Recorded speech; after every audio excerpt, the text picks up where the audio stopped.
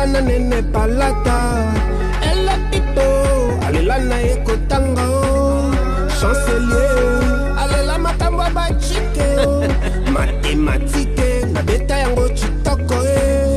Yes. Oto kabola maele. So linga mama maele. Yaka. Tu as besoin de soumis na yo. Alors mathématiques tu comment déjà on a le tableau à boyindo na ngolongola yango.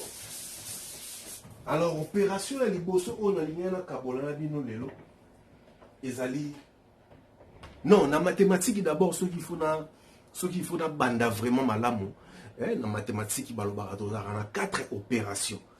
4 opérations na omeka okanisa na ko bengango bisal éliminer. Na mathématiques tozaka na bisal éliminer. Na opesa kanda kisa ke lingala toko sosola malamu.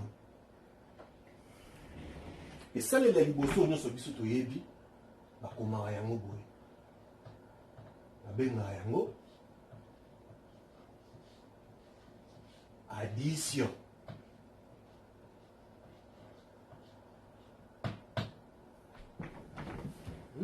Merci beaucoup mon yango.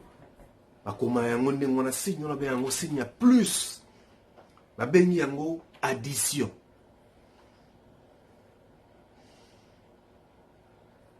Na mo ba donné on azana on mutu. Nazo mona biloko ebele wana.